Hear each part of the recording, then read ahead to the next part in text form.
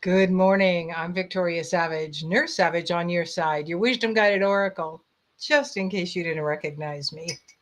So, today's message is dragons, druids, and mystics. Who are you in the big scheme of things? Is there a big scheme?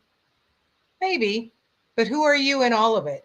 Over the last several months, before that, I'd heard, many times as we age, we become invisible. And I thought to myself, I am not invisible. I am not invisible. People notice me. I get my point across. And then the last, well, about the last 9 months, what has come across? Invisible. My kids, it's like no one sees me. And, my daughters are very kind, complimentary, loving women. And since the beginning of the year, neither one of them has commented about anything I've had on, any new outfit. They used to say, "Oh, Mom, that looks cute," or "Mom, that looks pretty." Okay, yep. um, Probably thought that was planned. Anyway, it just dawned on me. It's like, gosh, maybe I am invisible. And that never sets well with me because, and it doesn't set well with me for the all of us, especially those of us with the years on us, because we have things to offer. We have a lot to offer.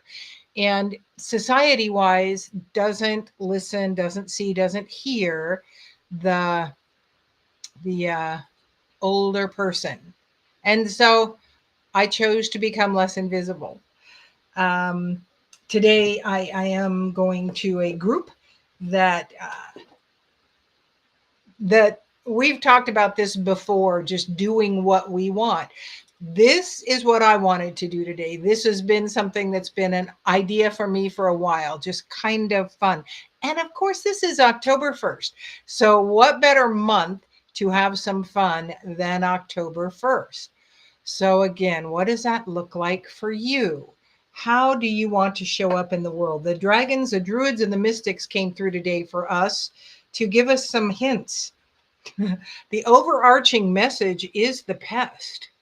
This is so fun because I haven't looked at, well, I rarely look at the cards, but sometimes I do. Anyway, the pest. The pest has to do with being persistent, being that one that keeps in your radar, that won't let you move forward without their influence, their energy. The pest. What is a pest in your life?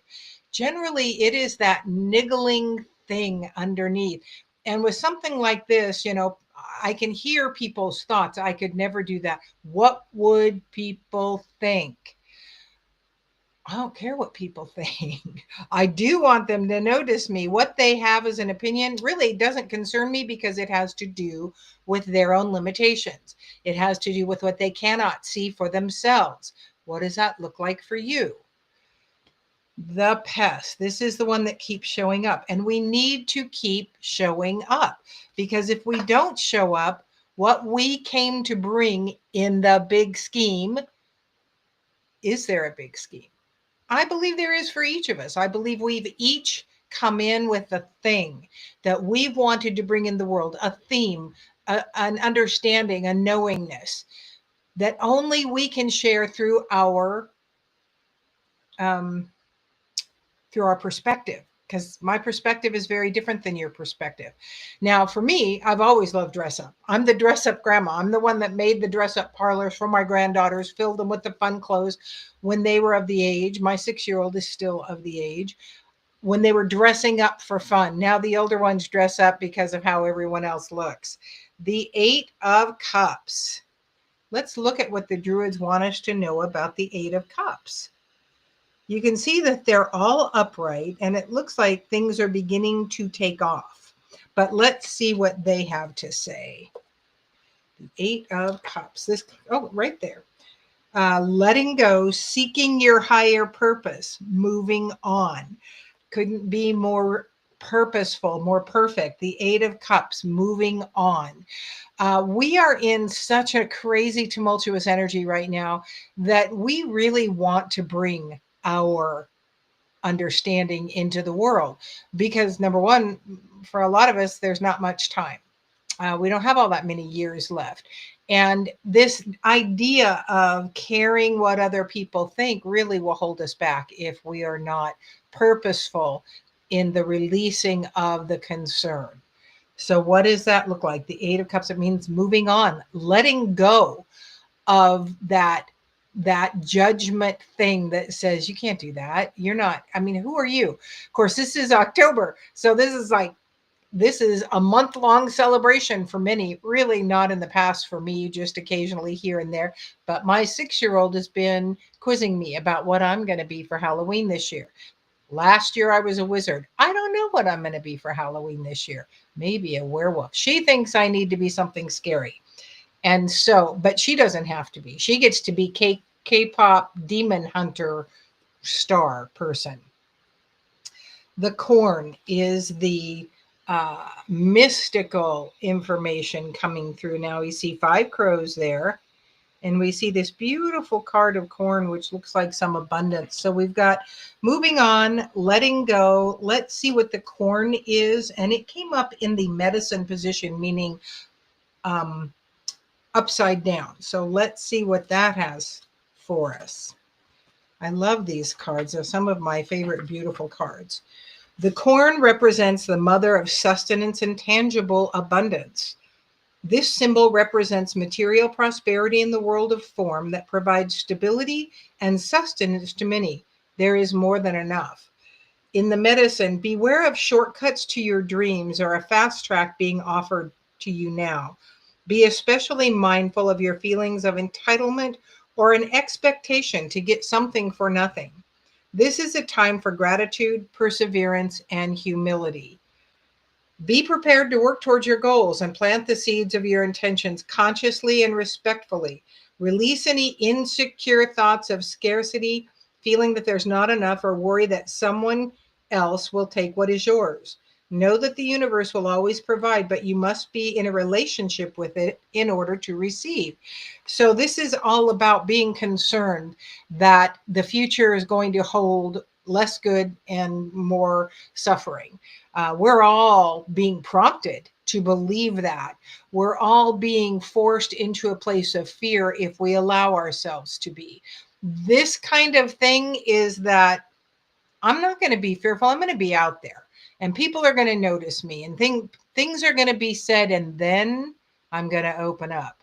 Then I will be able to share because I will be noticed. That's what I'm getting from this. But we definitely are being prompted to be in a place of scarcity, lack, fear, contraction, all of that, because that's easy to control. Quit looking in at the news peaks, and then quit shouting your opinion online. Nobody cares. Nobody's opinion is going to be changed. If the things rile you up, quit looking at the things. You're not going to change them by being aware of them. What you can be aware is what you are capable of doing from your own inner energy. What is that? That is being a greater aspect of love in the world. That is being more joy, less strife, more ease, less work. The Crystal Guardian. Ooh, this is a dragon card. The Crystal Guardian. We all have the ability to call on guardians, and we may well want to in this very tumultuous, energetic time. We're losing, our timelines are shifting. We're losing time. We're gaining time. Great morning, Susan. I didn't think you'd be here this morning because of therapy, but thank you for joining me. I was thinking about you earlier. So the Crystal Guardians. Let's see what the dragons want us to know about this Crystal Guardian. Very much a cool, calm card. Crystals contain the wisdom of the earth. Some believe that dragons, too, were made from the molten center of the earth and therefore, like crystals, contain an ancient wisdom. We contain ancient wisdom, whether it's at this lifetime ancient, whether it's eons, what we've brought through, what we've carried through from our ancestors, from past lives. We've also got energy we want to lose from them. But the ancient wisdom that comes from us, be aware that you are a wisdom holder for someone. Now, wisdom isn't always this very sage advice. It can be an offhand comment that is exactly what someone else needs to hear when they need to hear it because they're ready to hear it. It's not up to you to wonder who needs or what they need. It is up to you to share, to be there, to be loved, to be ease in the world as much as possible. Whether you consult your crystals, walk among the rock beds, or lay down with your spine stretched across the earth, seek the counsel of the earth. Listen to her stories and her messages. There is a voice and a vibration inside the rocks which will help ground you deep into the molten center of your own core.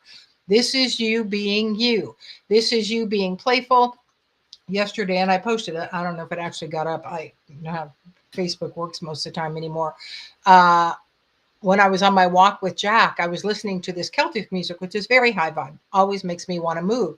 And so I remembered this video of this man telling us to get up and move. And it was just so fun to watch him dance. And I very much felt like dancing.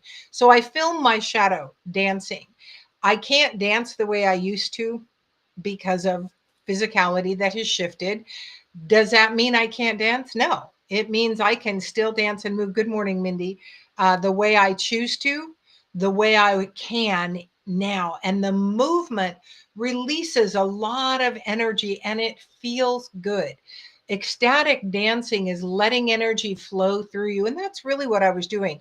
That Celtic song by Nathan Evans is just very fun, very high vibe, and very beautiful. So I definitely wanted to share it. The Druids want us, the fairy lit, the fairy LLT, the fairy lit. This is about you being that energetic presence of the elemental, the tapping into your innermost understandings, the alchemist, the creator that you are in this life. Let's see what they want us. That is 14. These are in the back. Unlike other books.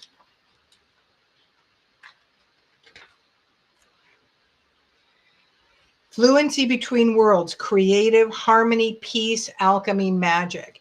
That's what we are being prompted into, is to own our magic, own our own alchemy. What are we shifting? We came to do a lot of healing for ancestral energies. That is an alchemy. Every time you release an energy from you, and that can be done as easily as, oh, that thought again, I choose. I choose. What are you choosing moving forward? Do you choose wellness? Do you choose fear? It is always a choice. If you're being prompted into fear, then you want to withdraw from those things that are making you fearful. Good morning, Adina. Be who you really are. Be the light you came to be. Sometimes that's uncovering. Sometimes that's adding in. Sometimes that's just being outrageous. Sometimes it's being very quiet. It is the call to really get into your authentic self and let that shine in the world, particularly now during this time of great upheaval. The tree of life. Let's see what they want us to say about the tree of life. The tree of life is always about this abundance, this connection we have in our roots to Mother Earth to bring the spiritual energies up, those energies of abundance and peace and ease and healing. What number is that? That's 58. Let's see what they have to say about the tree of life. The tree of life is a sacred symbol throughout the Americas. Its deep roots reach into the lower world, the unconscious, while its branches reach to the heavens, the source of destiny. To be whole in your life's journey, it's important to have deep roots and high branches. A tall tree with shallow roots falls in the first wind, but a tree with deep roots can weather any storm. To find health and balance in your life, reflect on how you dance with your actions, your thoughts, and your feelings. Pay attention to the mean voice in the back. Rarely does it tell us without conscious reflection how wonderful and lovely we are. Most of the time, it tells us what we can't do, what we're not enough of. Who do we think we are? It is time to allow the tree of life energy to come up, to release these old beliefs and share our deep rooted wisdom with the world, to share that calling that we have, whether it's through artwork, crocheting, painting, writing, cooking, dancing, whatever that is. It is time to show up for yourself. It is time to show up for the world.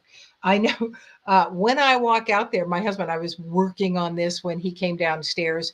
And it's kind of interesting because I'm always the one, and my husband is kind of like this. He kind of makes people come to him in order to know that he is cared about, loved, all of that. That's just his thing. I'm always the one in the morning that goes, "Good morning, honey." And this morning I was busy on my face, knowing there's going to be rolled eyes when I walk out, and he's going to be smirking at me, all kinds of judgment. Fun judgment, but judgment nonetheless. So I walked out, got my coffee cup, and he went, "Good morning." I said, "Good morning," but he didn't look at me. And he rarely sees me anyway. Again, this invisible thing, he's just not real very aware, but eventually he'll notice that there's something going on. And so it is that understanding of who you are in the scheme of things, who they are in the scheme of things, and allowing the most authentic aspect of you to come through regardless of how outrageous it is. Is this the most authentic aspect of me? No, this is just one. This is one aspect of being noticed that I decided to play with, to see what would happen out there in the world. What would people say? Would they just turn away? And they may well. At the meeting I'm going to, they will notice and they will comment, and we'll see what they do with it. Again, it's not my circus, not my monkeys, what anybody does with this. The last card coming up is the Lovers. This is all about loving. This isn't, I mean, this shows romantic love. The lovers are who we are. It is who we need to be in the world if we truly want to be changers of what is happening. Love is the most transformative energy there is. Kim says, "Awesome, love you, wonderful, strange how it goes with the dream I had this morning." Isn't that interesting? Back to love. This is, a way to shed love, believe it or not. Being noticed puts them in my energy field. And if I'm constantly sharing love, not fear, angst, anger, reactivity, hatred, resistance, all that we are prompted into, if what I continually cultivate within myself is love, and I focus on love, that's what's going to happen when they walk into my field. When they notice me, they're going to receive the energy of love. What they do with it is not in my purview. I don't know what they're going to do with it. It's not my circus, not my monkeys. It is for me to allow them to come into whatever it is they want to come into and do with it whatever they want to do with it. I get to shed love, and so many of us need that. Years ago, I would stand on a street corner or out in front of a store till they ran me off, holding a sign, "Hugs Heal." Nurse Savage says hugs heal, free hugs. And I would get hugs, and initially what I thought I would get is the little, "Oh," kind of embarrassing me, so I'm gonna give you a hug here. But they were real deep hugs from people. People need the love that we have to offer. People need to us to show up in any way we can. This is a very visible way. But how are you showing up otherwise? What is that looking like for you? Who are you in the big scheme of things? Is there a big scheme? I believe there is, but I believe we are the ones that can direct how it unfolds, how much easier it can be, how much razor sharp. There's going to be sharp. And for many, many people are stepping out right now. They did not agree to be here during this time. Others are really doing some transformational shifting in a dis-ease process that they're choosing to be healed from. And I have one particular friend, she's in Santa Fe, and she is so galactic. She is so alien in her presence. And she's going through some pretty deep cancer treatment. And everyone she goes through, she alchemizes that poison going into her stream. into her bloodstream to be the golden healer that it is so lovely to watch her go through this.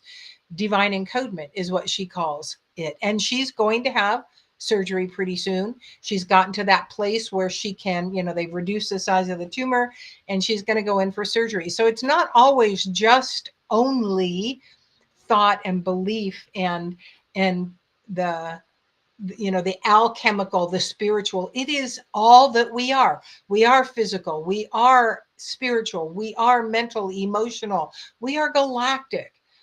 So I invite you, especially if you're struggling with something, remember our focus is going to bring it. I realized maybe just kind of recently that pain, physical pain, is a difficult thing to overcome focus on. And so in my breath work, I'm now focusing on comfort. Whatever we focus on grows, and pain is this messenger. Definitely, there are energies that need to go. Been working on that and will continue to work because that's my calling in this life, is to help myself heal and help others heal and really dive into what is present in the energy. Then focus needs to shift. My focus hasn't shifted a lot up until now. Three other lovely words. And so the focus is shifting into the comfort, into the strength, into the ease of movement. That was part of the dance yesterday, the shadow dance that I posted, because I can still dance and I love to dance. And is it the same way I used to dance? No, not all that different, but different. But it's still dancing. It's still moving this amazing vehicle that I've spent many years looking at and loathing and wondering now why it's having so much difficulty functioning easily. Focus needs to change. What are you focusing on? Are you focusing on the mystic? Are you focusing on the dragon? Are you focusing on the druid? What is it that you are? Good morning, Jeannie. You really got into the Halloween October festival time. I did. I'm headed to Wowie today, and that's always a time to be very fun. If you live in the Boise area, come to Wowie at 11:30 at the Outback on Overland. All you need to do is buy your lunch and tip generously because they don't charge us for the room. So, what does it look like for you? How do you get to show up? How playful can you be? How serious are you taking life? Life can be serious, life can also be playful. Being playful is a way to heal some of the trauma we've had. Breathwork's another way to heal that, just by the way. Those are some of the tools I use. But what is it you want to bring forward into the world? How do you want to show up? Yay! Kim is growing with all this. One day, Kim, we will meet. I have no doubt. Uh, so I've almost got the information for the Ireland retreat ready to put out. It's not my favorite part, doing the marketing part, making the things sound good, putting it all together. And so it's like pulling teeth to get me to do it. But luckily I have some time. It's next September. So 11 months from now, you could join me in Ireland, do your own healing, learn the tools that is going to help you heal, experience the mystical energies, experience the gorgeous countryside, the beauty, and all this. Awesome. Maybe I will. Thank you. Let's see if I can get my friend Nina to join. Yes, maybe I will. Thank you. That would be lovely, Jeannie, and it would be lovely to have Nina there. Nina is a powerful, energetic woman. So we're all powerful, energetic people. Nina happens to know her power, as do I, as does Jeannie. We are all beginning to learn the power we have and how we can direct it. So, what are you focusing on? Is it empowering? Is it what you want to be more of, or is it what you want to be less of? Because you're going to get whatever you focus on. Thanks so much for joining me. I'm Victoria Savage, Nurse Savage on your side, your wisdom guided oracle. Until we meet again.